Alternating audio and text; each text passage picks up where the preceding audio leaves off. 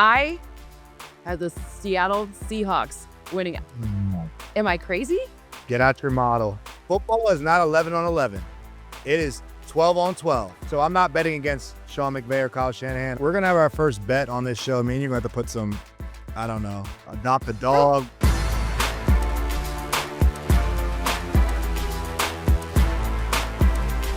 And now NFL IQ with Cynthia Frelund and Logan Ryan.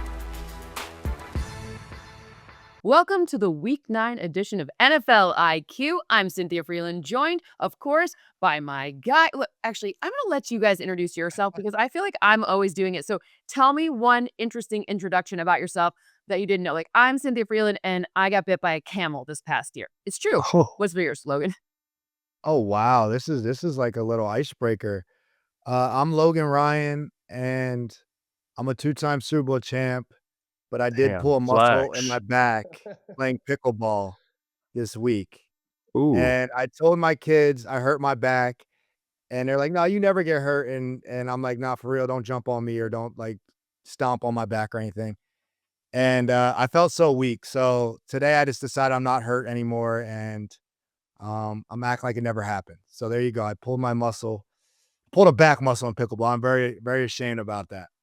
We got 2 rings still. No one can take that away from I was you. gonna say, well, yeah, that's all you needed to say. I had right I had to set it up with that at least. there.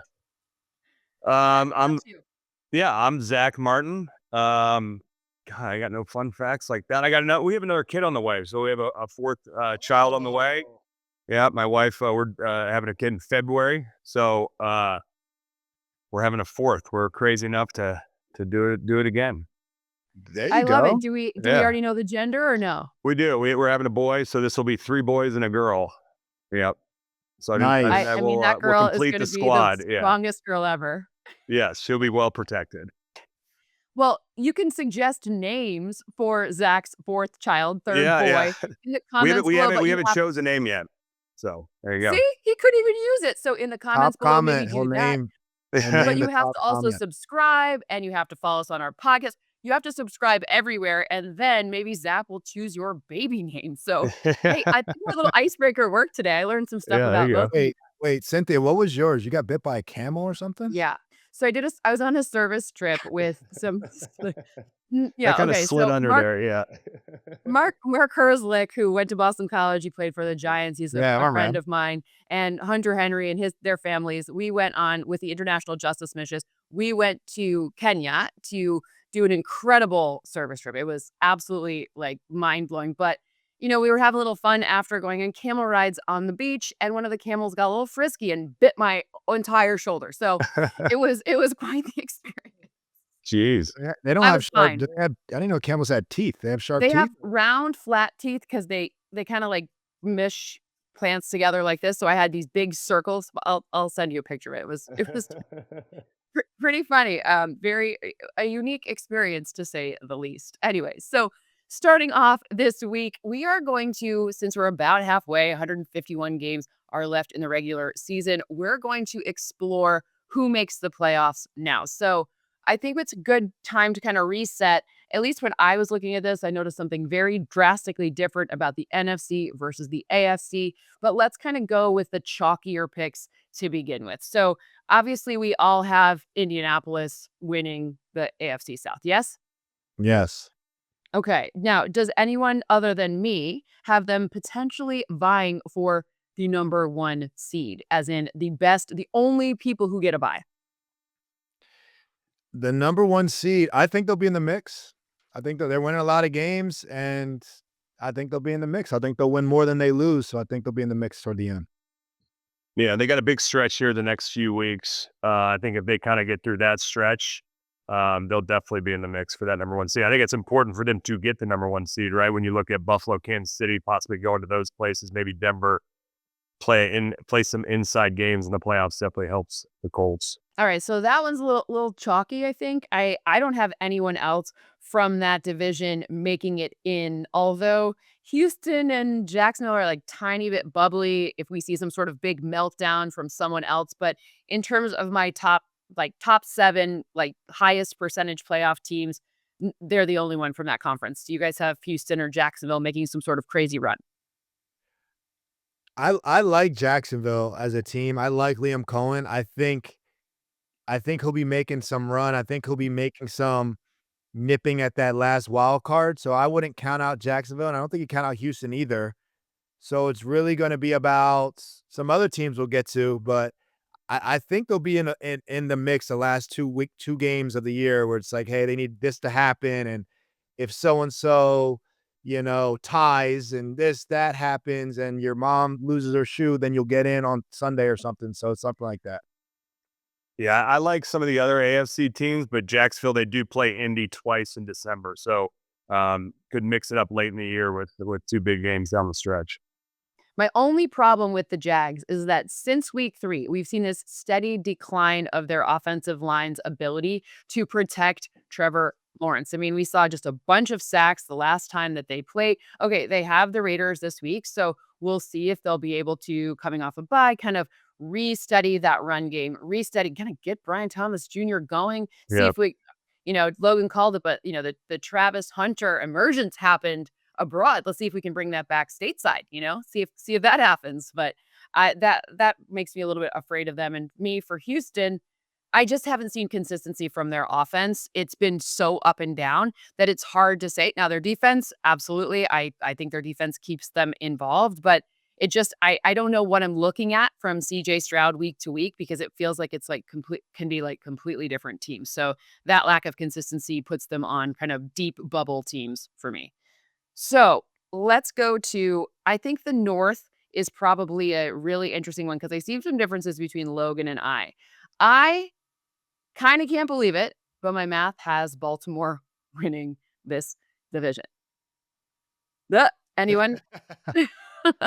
Look, with Lamar Jackson back, they're going to win games. I truly believe he's just that good to will some games to happen. And I don't know why they're so bad as they've been. I know they've had injuries. Everyone has injuries. They've had a lot of injuries, but they've underplayed themselves. They still have Derrick Henry. They still have Lamar Jackson. They're going to win some games down the stretch. I have Pittsburgh winning a division. And I have that because they have the better record than Baltimore, a big lead right now on Baltimore. And Mike Tomlin's a heck of a coach, right? I know we say that every year, 9-7 every year. He finds a way to win every year. And now he has a quarterback that's going to play better closer to the end of the year. He's going to play better when the weather gets colder. They're built to win when the weather gets cold with Aaron Rodgers. There's no way I think that they're just going to fall apart and that Baltimore is going to surpass them because they're so bad with Mike Tomlin and Aaron Rodgers. I don't see that happening. I don't either. I have Pittsburgh staying strong in that division. Like you said, their team travels late in the season. Rodgers used to playing in the cold weather. And I don't know if this is Rodgers last year. I just cannot imagine him not being in the playoffs. So I'm sticking with Pittsburgh in the North. My only problem is for whatever reason this year, you can pass on the Steelers. We saw it. Yeah. I mean, those weirdo. I mean, we were talking about this before we started, but like the trajectory of Jordan Love's passes were like way up high and then down. And that was not something where typically when I think of Pittsburgh Steelers defenses, I do not think that is like you don't play around and throw a duck ball, right? You just don't do that. And that has been a consistent theme. And now with increased injuries to that secondary, maybe they trade, maybe something happens before the trade deadline, which was November 4th.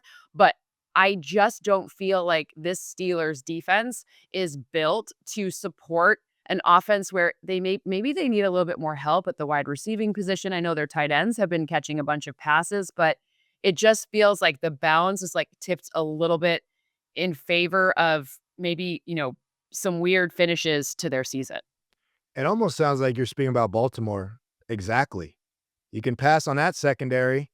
That's not the normal defense that they play in Baltimore. They might need some help at receiver. I really don't know what's happening in Baltimore.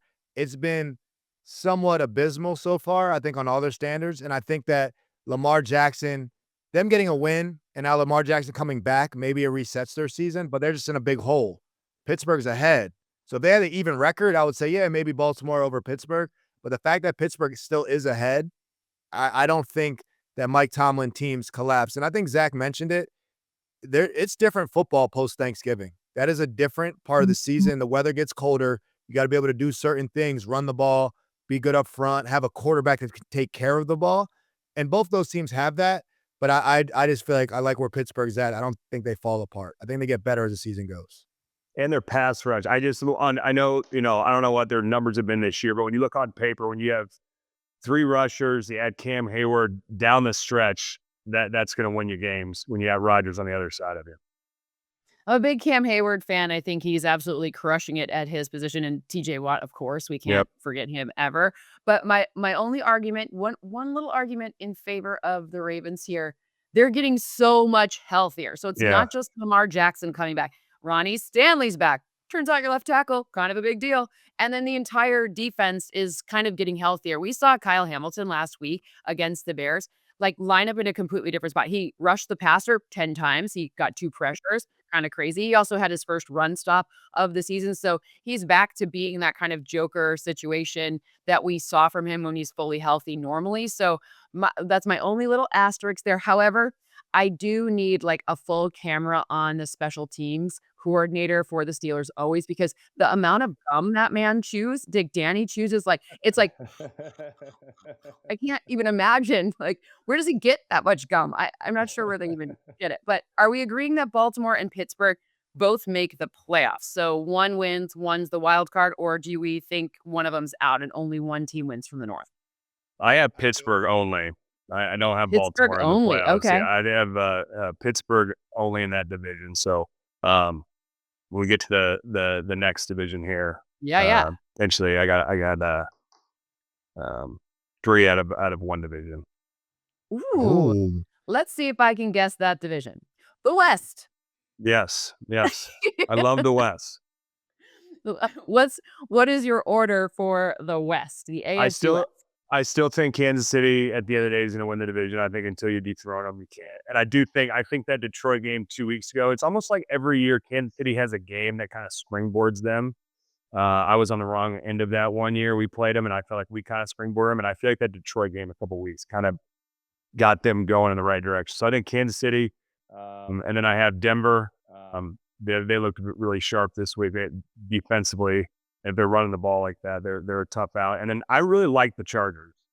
I liked them before the seasons. Obviously, Slater going out hurts, but you see Joe Alt came back this week. Khalil Mack comes back this week. So both lines of scrimmage were really dominant. And like you said, left tackles matter. And Joe Alt coming back was you could tell that had a big impact on the game. So I love what the Chargers are doing. I've always admired what Harbaugh has going on. And how they play down the stretch and how they play defense and can run the ball. So I like the Chargers being that third team in that division. Yeah, I don't have 3 coming from the West. I have 2. I have Kansas City winning the division. Kansas City is just the best team in football right now. It's Freddy Krueger, man. We try to kill him and write him off and leave him for dead.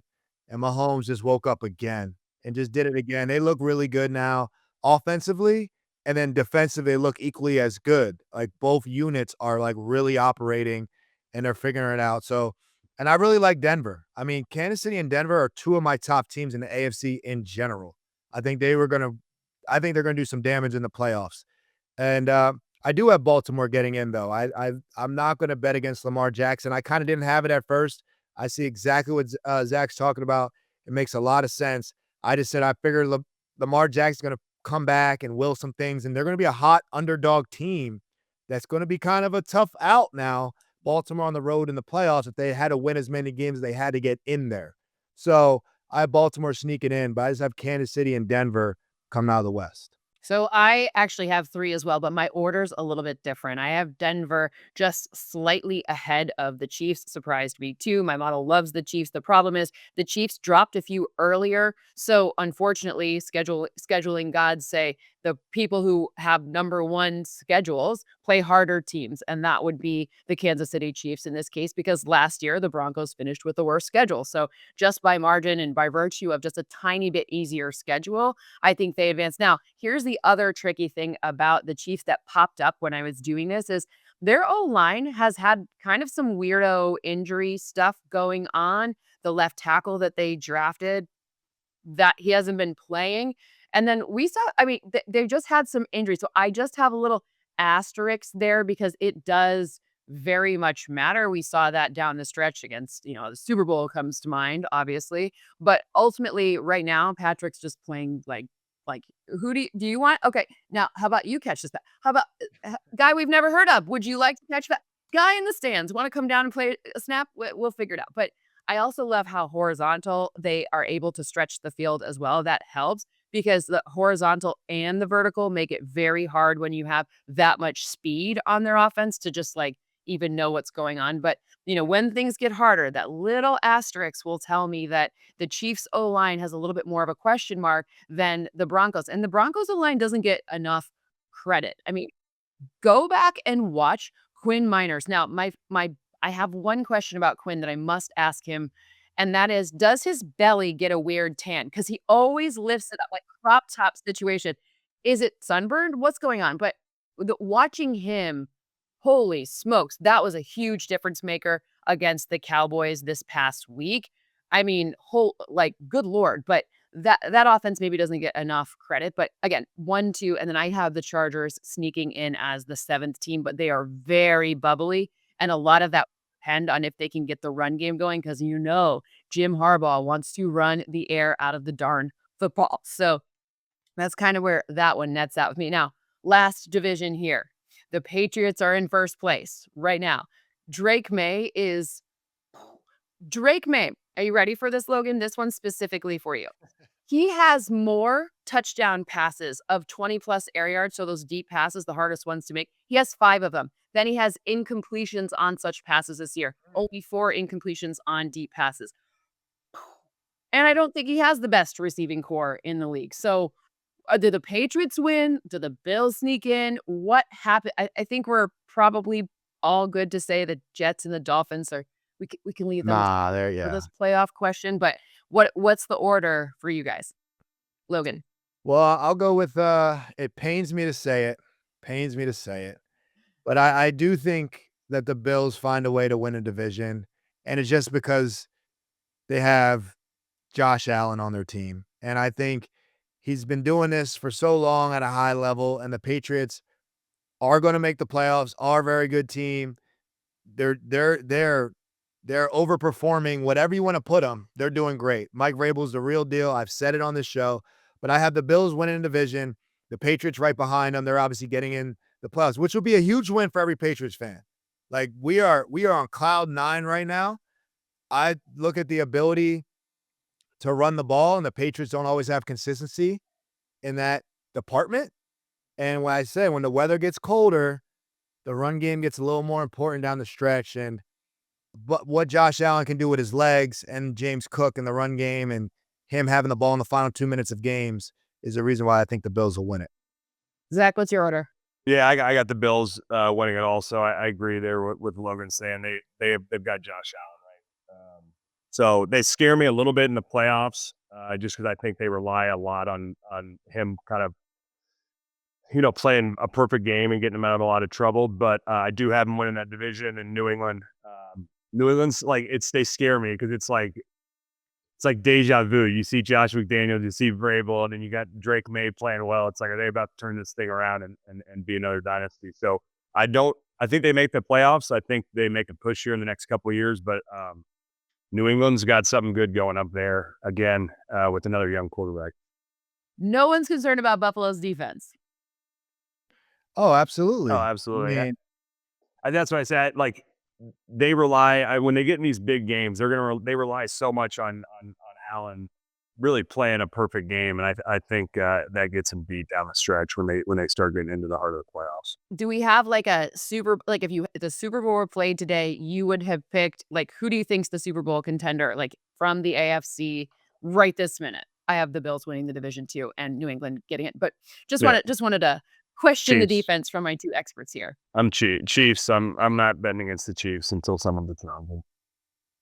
Yeah, I would have to go Chiefs or Denver. Those are the 2 teams that I'm going to go with. And it pains me to say, man, I dislike I got to be somewhat mutually biased in my career, but I just dislike the Chiefs. But they are the best team right now in the AFC. How they've been playing.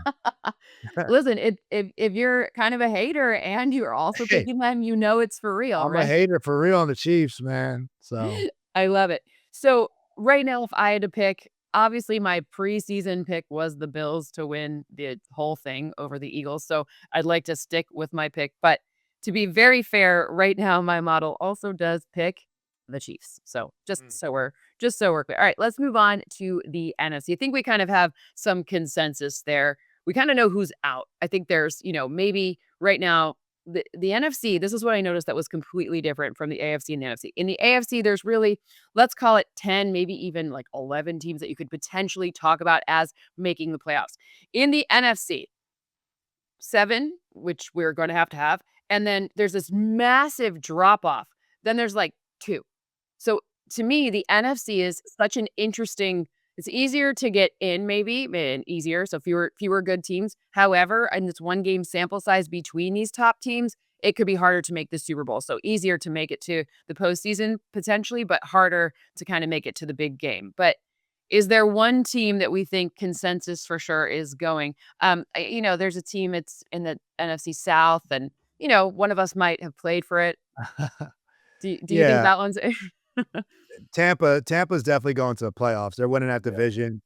And look, they got these injuries though. These injuries are piling up, and Baker just can't keep playing every game, losing 2 different receivers Yeah. every game. So obviously Tampa needs to stay healthy, and defensively they gotta play consistent. But they're definitely winning the NFC South. I think they know that. They've been sweeping that since I was there. That's not going to change. I agree. I have Tampa kind of running away with it. I thought Atlanta early in the year could kind of make some noise, but they're a weird team to me. Can't figure them out. And New I Orleans, don't think they Carolina, can figure themselves out. Yeah, I don't see them competing with Tampa, so I think they run away with this division.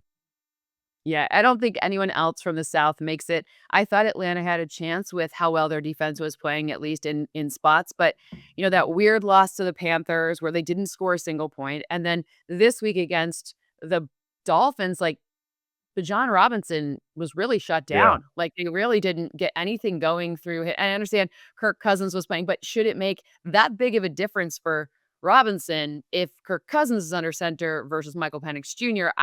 I'm not sure, but that the team is like Jekyll and Hyde. And by the way, without Divine Diablo, they just were like, where is AJ Terrell? Okay, we're gonna go exactly to the other side and just dice you up with Jalen Waddle and Yak. I mean, I think Tua's air yards were like 3.9 on average, like something crazy. And they're just like, Jalen, outrun everyone. Got it? Eh, They should do that every week. I don't understand why the Dolphins couldn't I score don't. Yeah, points forever.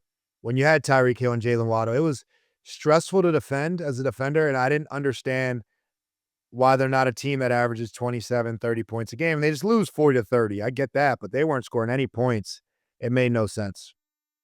I think the next sort of, I want to say easiest division or least tricky division to figure out for me is probably the East. So I have the Eagles. See, it was like next. Like I don't think, especially now without Cam Scatterboo and whatever's going on with the Giants, that they could get feisty enough to play spoiler in some way to someone.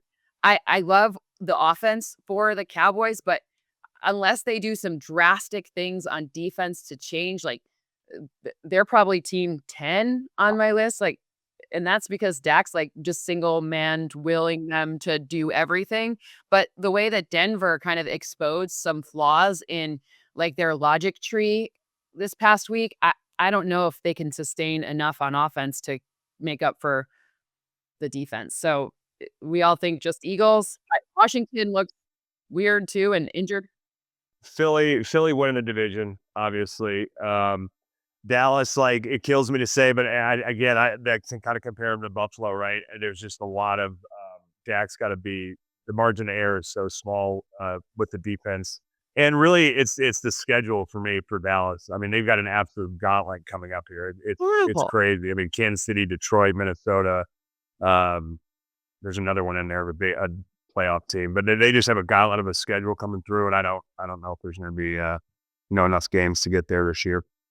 I just wanted Zach to say it. That's all. I got Philly.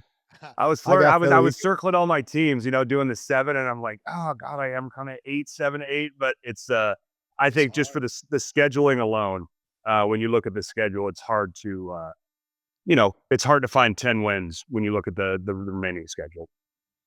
Do we have any thoughts on Washington? I mean, It's so hard when you catch lightning in a bottle like that in a year with a rookie quarterback, and you have a lot of guys that um, are getting a little bit older, but guys know around the league, right? Like it almost seems too perfect on paper, and it's just hard to replicate that magic you had in that year from year to year. So I'm not overly surprised that they're not as good this year, I guess I'll say. I mean, you're talking about Jaden Daniels, right? Like the magic in the bottle, Jaden Yeah. Daniels. But the Yeah. weird part for me is the rest of their team is made on a bunch of not young free agents, right? They're the oldest team in the league. They keep Right. having these injuries. Maybe these things aren't. And I don't even know who's playing week to week. I mean, we didn't like they changed their mind, kind of like, is Debo playing? I don't know. Is Terry McLaurin? I'm not even sure who the team is. It's very hard to have consistency there. Logan, do you Yeah. see any path for the Commanders? I don't. I mean, look, they have really good players. It's just like Zach talked about lightning in a bottle, but it's when you have a really good year with a really young quarterback, you're gonna have the oldest. You're gonna load up. We're gonna get every vet that can play, and we're not gonna really worry about the young guys. We're gonna try to maximize this Jaden Daniels window while he's still relatively cheap or affordable. So you bring everyone in, and then the guys don't stay healthy, and then stuff happens, and it just doesn't bounce your way. Last year, I felt like a lot of things bounced their way, and he was so good right away. And then I always say there's a year of film on you. And it's really hard your second, third year. It's really hard after your first Pro Bowl. It's really hard after your first breakout year because now you become a go-to guy that people now have a game plan for your weaknesses. Oh, he doesn't do this well. Oh, this guy got the best of him. Let's attack him like this. Let's not throw at him. Let's not run at him. Right. And now you have to deal with let's make Jaden Daniels, let's hit him. Let's do so I feel like it's much harder in the NFL to sustain success because of the physicality of the game and the game plan of the game. Yeah, I mean, I also think the fact that the North has at least 2 teams that could contribute, and the West, there are 3 teams with 5 wins already, makes it harder for 2 teams to come out of any other division. So let's go to the North first because I think the West is the most interesting one of all with, like I said, 3 teams with 5 wins already. So for me, I am not being biased right now. I am being Oh. mathist, and have Detroit narrowly edging out the Packers to win the division. That could be flip flopped quite easily. I'm not pretending it's a slam dunk, but in part because they play at home on Thanksgiving against each other, and that tiny little edge of difference does end up mattering. So, and theoretically, the Lions secondary would be healthier at that point. So that's what drives that. But it's very strong for me. If there's something I feel very confident about, it's that both the Lions and Packers will be in the playoffs. Yeah, I'm right with that. Honestly, I have the Lions winning it because although I feel like the Packers are more balanced, like their offense is good and their defense is kind of scary good when they're good. I feel like when the Lions offense is going, it's like the most powerful thing. I know Dallas, but I mean the running game, Jahmyr Gibbs, that weapon, a slot receiver, a good tight end. I mean, I think I'm talking about the New England Patriots here. Like, there's a formula to being, or the Kansas City Chiefs, right? Like, it's not all about the great X receivers and the Z receivers, and this guy's so great on the perimeter. It's what you do on the inside of the football field. And the Lions have all that. When they're clicking, they're clicking. Now, I know defense, every year they're decimated with injuries and everyone's hurt all the time, and who knows? But when they are rolling, they are trampling people. So I think they know how to do it. They've been through it. They obviously have a great head coach that's been through this as well. So I got the Lions edging it, but Green Bay, like I said, might be more balanced in terms of consistent offense, consistent defense, what they can do, close games on defense. So I got them neck and neck, but I do have the Lions winning the division. Yeah, I agree. I think it's kind of a coin flip, these two teams. I think I'm going to give Green Bay just the edge because they got that week 1 win against them. So they have that. I guess they play on Thanksgiving, but I like Green Bay. Detroit's going to be right there. I think the big thing is with these two teams, they're going to be fighting for the home field, right, in the playoffs. That 1 seed or that 2 seed to try to get a home field. I know Green Bay wants to get the teams outside when they come to visit, but I have Green Bay just edging them out slightly. I just had visions of Tom Coughlin's face freezing off in that one Giants and Packers game from like 20, Yeah. whatever, the last time the Giants won the Super Bowl. Oh, that was crazy.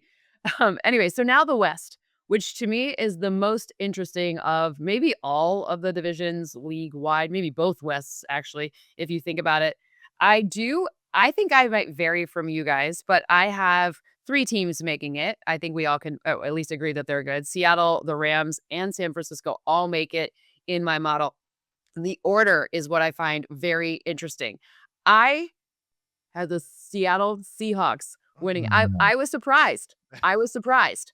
Get out your In model.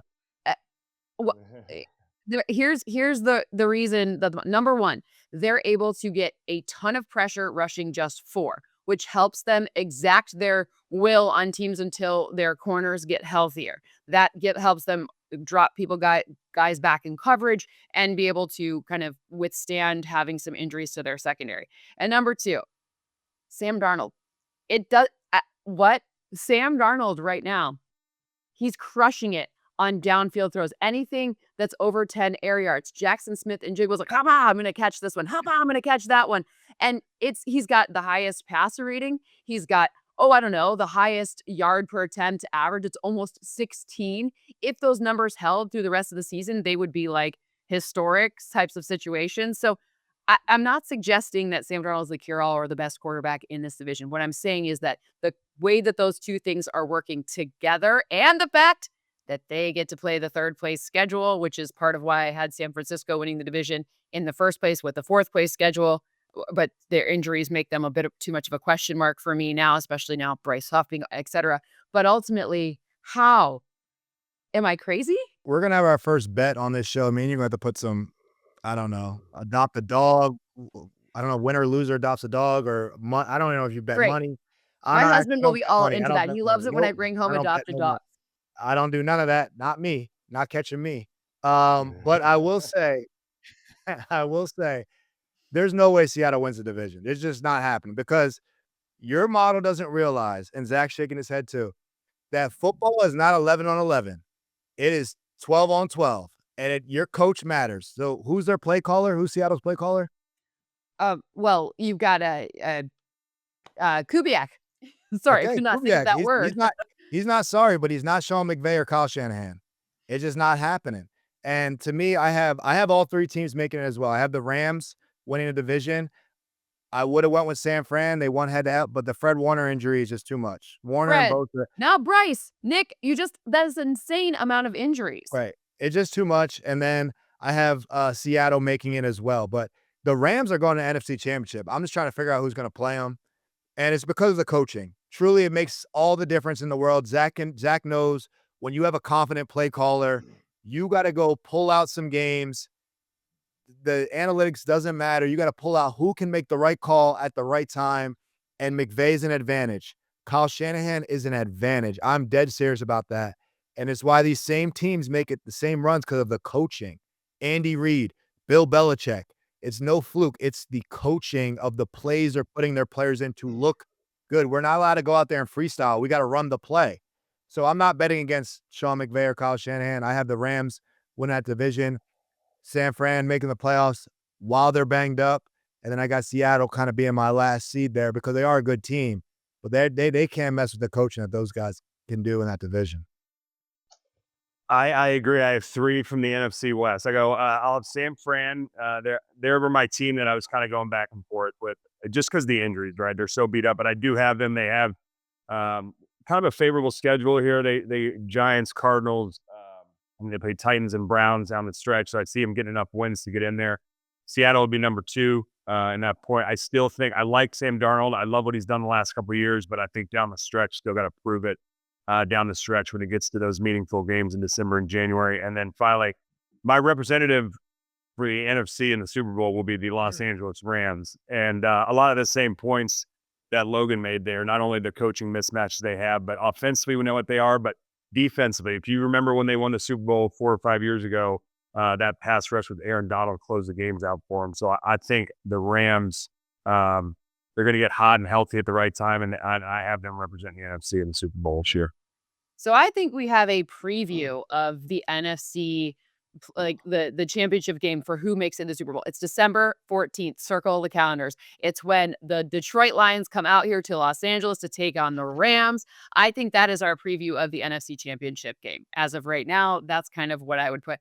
Shocking because I liked a lot of what the Eagles have been doing. My problem with the Eagles is I've seen some inconsistency from their defense that is not characteristic of them. And even though we have a lot of drama on their offense, as always, because that's what Eagles like to do, it's the defensive, like the pieces that not necessarily always fitting together and getting that pass rush that we're used to from them, even though Brandon Graham is back, but we'll see what kind of difference that necessarily makes for the entire front. But we'll see kind of what happens with them. But that's kind of how but the funny part is I think we have consensus for at least the teams making the playoffs in the NFC. So some version of Tampa, Philadelphia, Detroit, Green Bay, San Francisco, Rams, and Seattle. The order that's just the seven. Yep. So that's our consensus there. But for the AFC, there's a little bit more of a question mark. Everyone has Kansas City. Everyone has Indianapolis, Buffalo. Baltimore's in or out. We all have the Patriots, and then some version of like Denver, Pittsburgh, or the Chargers. So it is very interesting with some feisty like Houston or Jacksonville like potential upstarts right there. But I think it's interesting to see the difference between, to me, NFC making the playoffs, getting that playoff bonus a lot easier this year than the AFC just in general. Yeah. Yeah, I will say this though. I believe there's going to be some trade movement, especially to these AFC teams. I can see Buffalo getting busy on the trade market for somebody. I can see New England looking at the trade market, right? I can see Pittsburgh trying to get some help at some position. So I do think like there's going to be some players. I think Breece Hall may get moved, and Houston could be a place where they need a rush. They need a running back, and they got to get it going. And they know, because to me, the AFC seems open this year, right? The Chiefs had a slow start. Buffalo seems a little not the same. Baltimore doesn't seem the same they were last year. So if I'm at one of these teams in the AFC, I'm like, hey, we can make a move and we can go get a high seed, because all these teams seem a little wounded. If the Colts are the best team in the AFC, I think other teams are like, hey, we can go beat the Colts if we need to. We can go get a guy. We can get Breece Hall. We can get an Alvin Kamara. We can get a Chris Olave. We can get a Rashid Shaheed.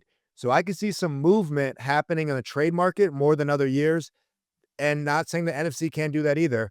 That can mix some of this stuff up, because we can't, see the future in terms of what does this offense look like with Alvin Kamara, Rashid Shaheed in it or something like that. So when I'm looking at trades, to me, the one kind of my strategic note here would be, if you're looking at these sellers, these AFC teams who could be sellers, right? I would think maybe some of these NFC teams who are potentially looking to edge out their playoff competition, like a Trey Hendrickson. If I'm the Bengals, who they signed him to like a very team-friendly deal, aka he's not getting paid enough. But when I'm looking at Trey Hendrickson, who's been injured, I think he's okay. But maybe that pass rush could be the difference that changes things for a Detroit over, say, a Green Bay, right? Just a little tiny. So I don't know. I think we could see some really fun trade movement. I hope Breece Hall moves, because I just want to see, I like a little chaos, and I don't think the Jets are winning this year. So I like a little chaos in the trade market. So maybe it heats up by the end of this. Maybe by the time this pod is posted, we'll have a bunch of trades. We get a lot of news Tuesday this time. This could be our moment.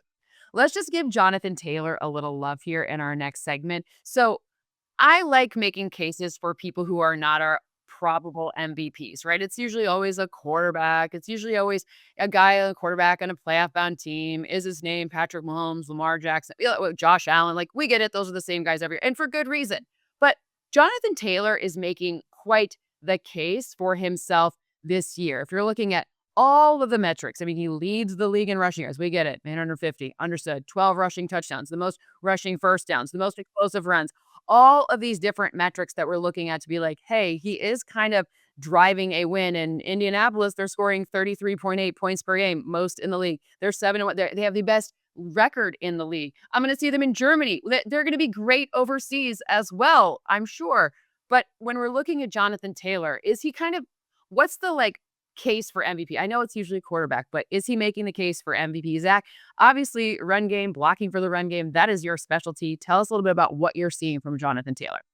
Yeah, I mean, he's off to a hot start, obviously, and he's had a great career. I think people don't put enough stock into it, and I can talk about this because I went through it. But last year, going through a contract negotiation and not being around and not getting the reps, that has a huge effect on your whole season, not just the first 4 weeks. It really does. And this year he came in, no contract stuff. He was able to get his body right. He was able to be around the team, and it's paying off. 5.9 yards a carry. That's crazy for a running back. But you got to give the big guys up front. Looked it up here. It's 3 yards, 3 yards before contact, averaging only 2 backs are better than that, Gibbs and Cook. And you got to give the big men up front some love. They've been really good for a lot of years. People kind of forgot about them the last couple of years, but Quentin Nelson's as good as it gets at offensive line play. If you want to see how to drive block, just a guy standing in front of you, turn on 56's film. He does it better than anyone.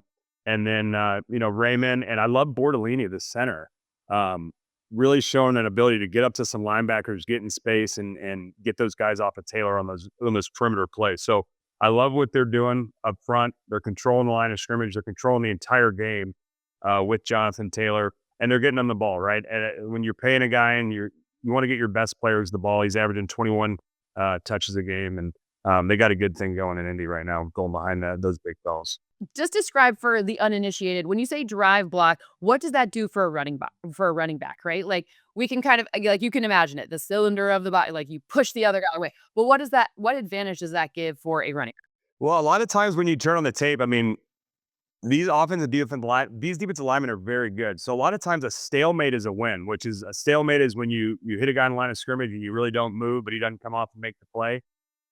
Quentin Nelson does not stalemate people when you turn the tape. I mean, he is moving guys off the line of scrimmage, which I can't tell you how hard that is when you have a 315-pound nose guard who's anchored in there to be able to get up underneath him and move him off the ball and give that lane for the running back. I mean, it is impressive what they're doing up front and really across the board. I mean, obviously Q's the marquee player there. Everyone knows Q, but they're healthy. They've played, I think, the same 5 games. Maybe they've had 1 or 2 different combinations, but they've been healthy up front, and they're gelling really well together. What are you thinking about Jonathan Taylor, and how would you try to even stop him, Logan? Well, when I turn on his tape, it looks like some prime Ladainian Tomlinson right now. I mean, he's scoring every time. 3 touchdowns a game, the real deal. And I'm going to drop this little gem here. When I was in Tennessee with Derrick Henry and Mike Vrabel's first go around, Mike Vrabel came up with a stat, and he said, guys, he told the O-line, told the whole team, he said, we got to get Derrick to his 4th step. He said, when Derrick gets touched before his 4th step, he averages 1.9 yards or something. That means if there's penetration, someone's in the backfield, he has to stop his feet, right? If you're drive blocking guys, when Derrick gets to his 4th step, he averages 12 yards a carry. Okay, so that means this offensive line is getting Jonathan Taylor going. And once Jonathan Taylor gets going, when he gets to his 4th, 5th step and he gets to the secondary, gets past the linebackers to the secondary, they're not tackling him. These DBs are not tackling him, similar to how Derrick Henry does it a different way with the stiff arm. Safeties and corners aren't tackling Derrick Henry. So you get them going, you get the train going, you're not getting them off the track. And that's what it reminds me of, again, a different style runner. But when he's getting to his 4th step, because that O-line is doing such a good job, and then he don't have to stop his feet in the backfield, it's a wrap. Now you're seeing all the pure talent come out. That's what Saquon experienced when he went to Philly. He was able to get to his 4th step. And now look at it. It goes to 200-yard games, not 60-yard games, because he's doing so much jump cutting in the backfield. So all credit to the O-line. You get these talented backs rolling. You get them to their 4th step, they're averaging 12 yards a carry. When they don't, they average 1, and that's why it comes back to 6 yards a carry in the average there. So I just think they're doing such a good job with that. And I haven't heard that since Mike Vrabel said it, but that popped in my head. 4th step. And he's getting untouched. And once he gets past the line of scrimmage at full speed, the way he's running with the confidence, there's no shot of tackling him in open field right now. It's kind of like you're setting me up perfectly for my stat of the week here with this. It's kind of like we planned this. Oh my gosh.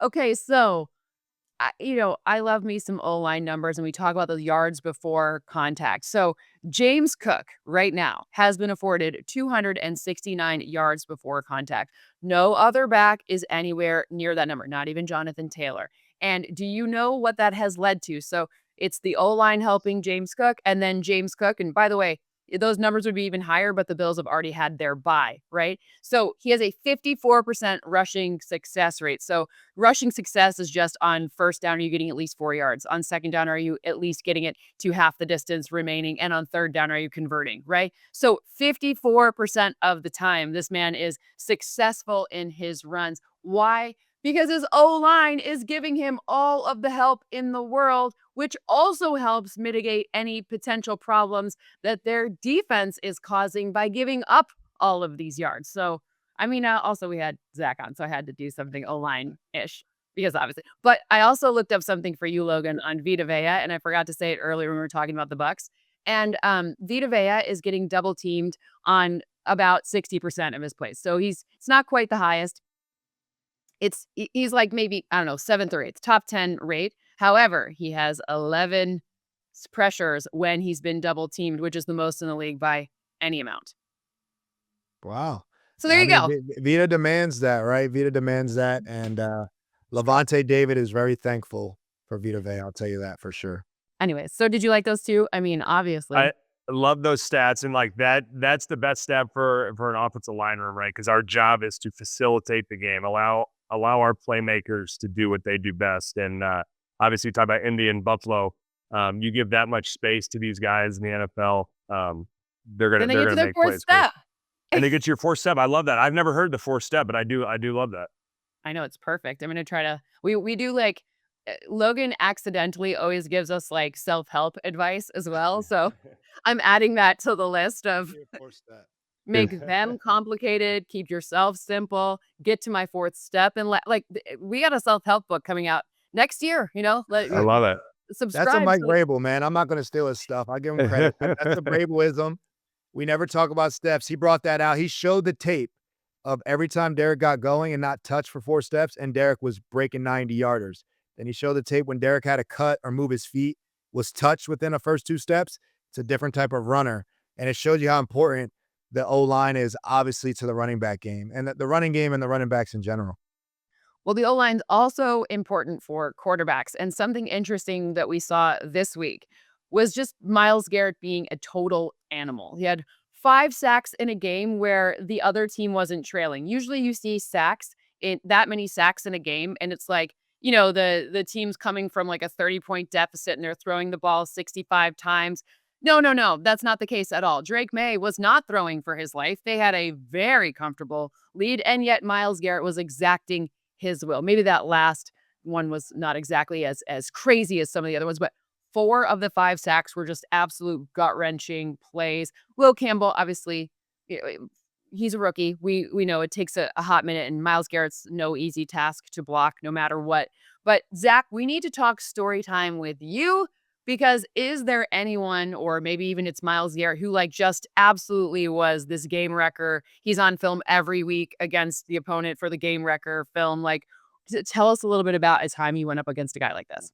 Yeah, I mean, I can talk about Myles Garrett too, real quick. We talked about him a bunch when I'm on here, but Aaron Donald is that guy for me, always has been. And when you're in these game plan meetings during the week, and this is what I think that New England will learn. Will Campbell is a good learning moment for him. You put these game plans in place to basically, we need to take this guy out of the game. Like everything we're doing, we're sliding to him, we're chipping him, we're leaving tight ends. And I think too many times that game when I watched the rushes, New England had a pretty good plan. There was probably too many solo rushes that I would like to see, but the times they did have plans for him, they were good plans. But I think offensively, as an O-line, you've got to use your help when you have it. And Will Campbell will learn from this, but when you have a tight end chipping and the tight end chips him, you got to get on it. You got to get on him. You can't let him restart his rush. And I think that's what we were seeing Myles doing. They were chipping him with a tight end, but he still had 2 or 3 yard space from the opposite tackle, and he could just restart his rush all over again. So unless the ball is getting out right now, they'll learn from that. When you get a chip on the tight end, you close the distance, you get your hands on him, and you slow his rush from there, and then you got a little extra time. So I think just using your help is a big thing that they'll take away from that. Similar game in 2017, we played the Falcons. Let's see, Adrian Claiborne. I don't know if you remember that name. Adrian Claiborne had 6 sacks versus us in a game. Tyron Smith was out. He missed the game, so we had a backup in there, and he had 6 sacks. And really, it comes down to like adjustments. When you're going against a guy who's that hot, or you're on tape, obviously players got to block the guys, but I do put a lot of stress on the coaches and coming up with a plan on how to take these guys out of the game. Because I don't care who you are, if you line up one-on-one with Myles Garrett, he's going to have a day. So a lot of onus on those coaching staffs. I remember with Atlanta, we had made note adjustments, and this guy, I think he had 8 sacks was his incentive for the year, and he had 6 versus us.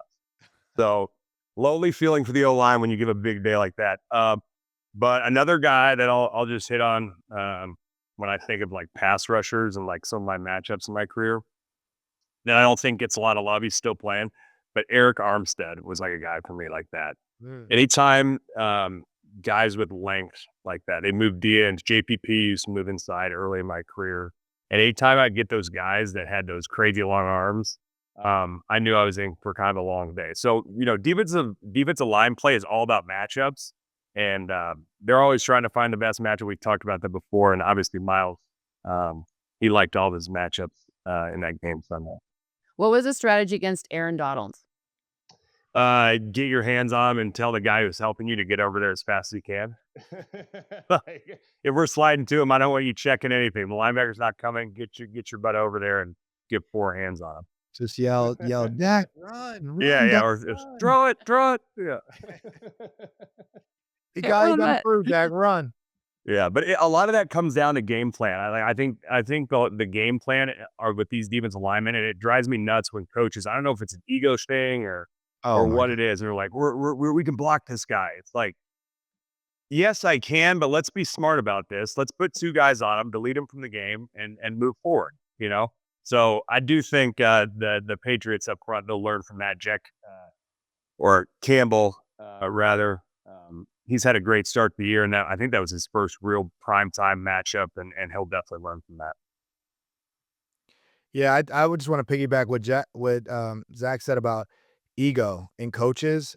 There's so much, ego in coaches, who knew? But there's so much like, nah, we pay you, you'll handle him, you'll do it. It's our good on your good. It's like, no. And that's one thing that Bill Belichick, I will say, was separate from a lot of other coaches. He did not care. He put Darrelle Revis and Aqib Talib on number 2 wide receivers. And in no place did they ever do that ever in their career, ever. It's like, we have Aqib Talib. He is not guarding on number 2. We pay him this much money to do what he does and to see the matchup. And Bill was like, why do we do that? We can just double the number 1, put our number 1 on their number 2. We have 2 strategic advantages in the secondary. And it's all about matchups from the front, but even in the secondary. And I work college football, right? I'm calling college football. Crushing and it. I'm sitting there listening to these coaches, and I'm calling the Wyoming-San Diego State game. And I'm sitting there with Wyoming, and San Diego State has the number 1 wide receiver in the country in receptions, targets, and touchdowns. And I'm like, what's your plan for them? And they're like, we're going to play man-to-man, and we're going to beat them up.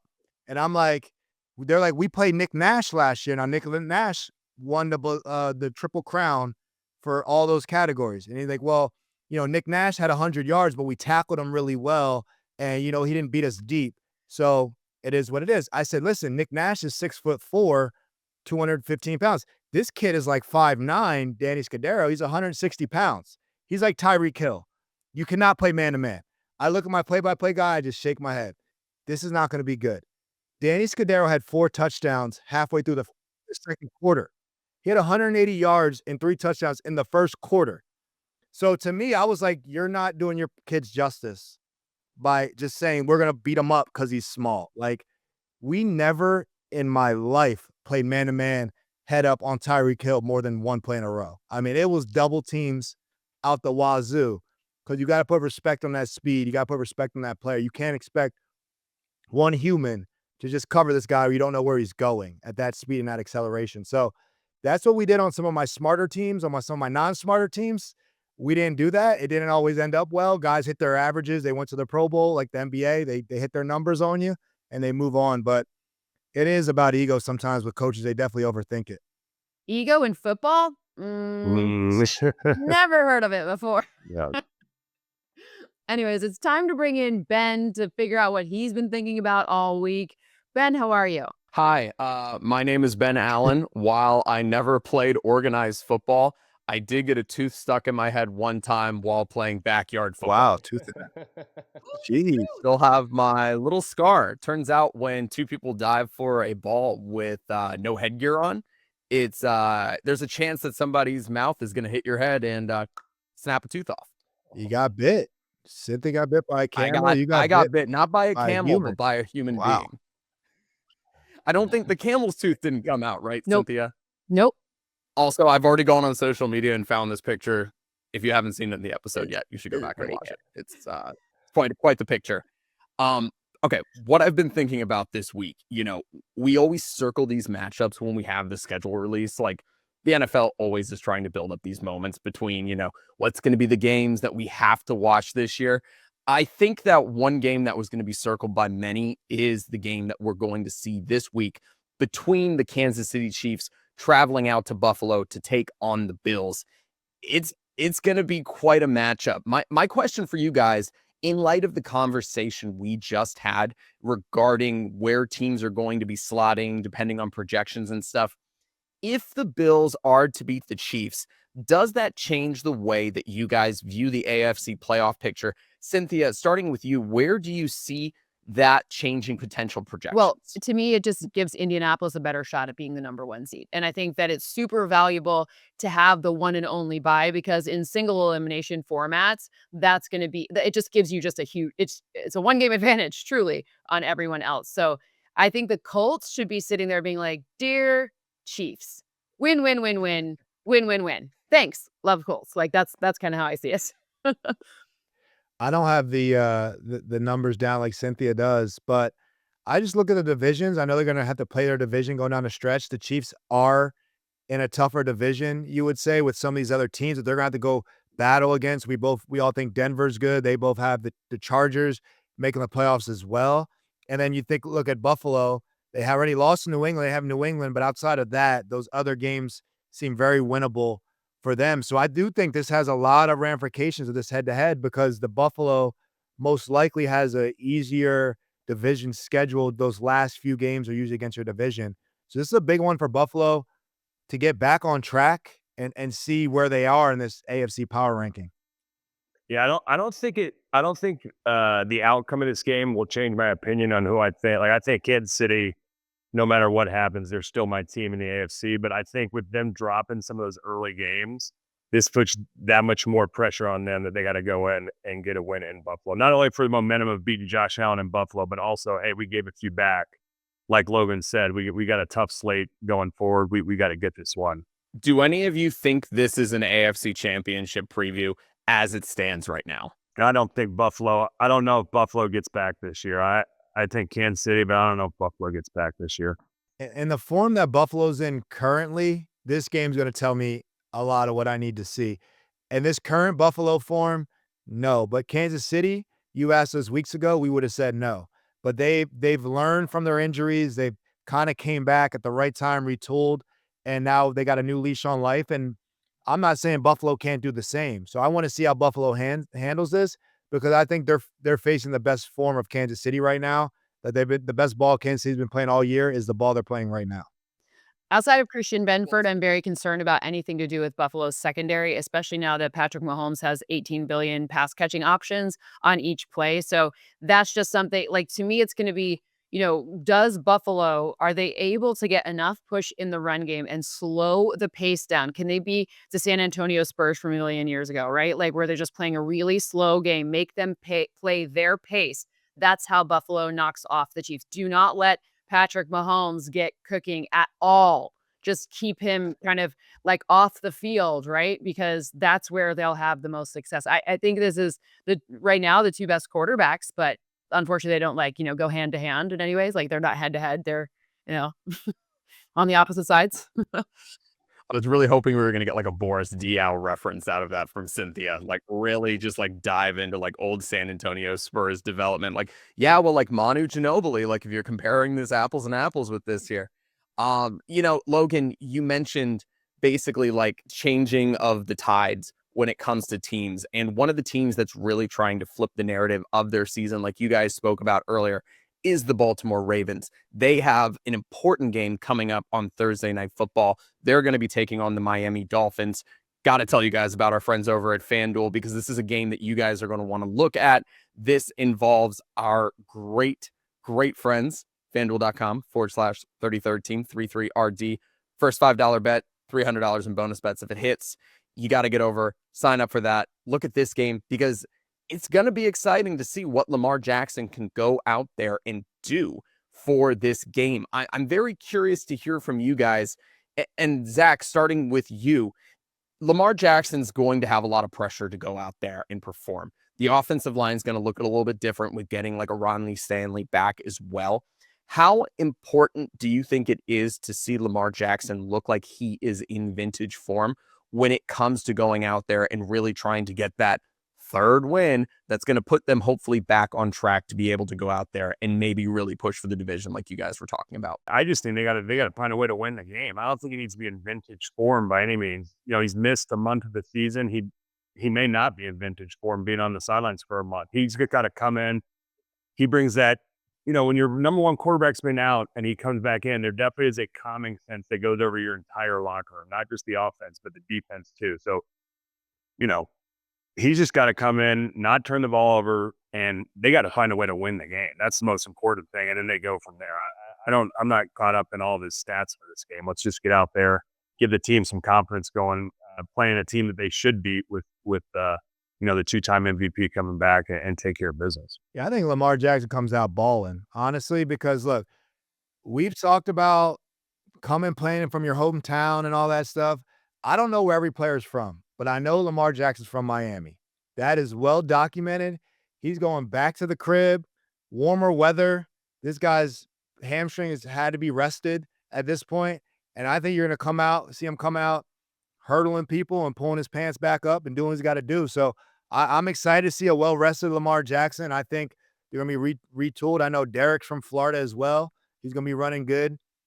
So I'm really excited to see what Baltimore is going to unlock here as they get healthier and they got their guy back. And listen, you got Visor Tua. That's a new Tua, you know? So we might see some points in this one because Visor Tua was throwing the ball around like we expect him to do. So I'm excited to see some points on the board. I'm excited to see some good quarterback play. I think they're both in their element right now. I have to ask you guys this, and I'm sure, well, I don't know.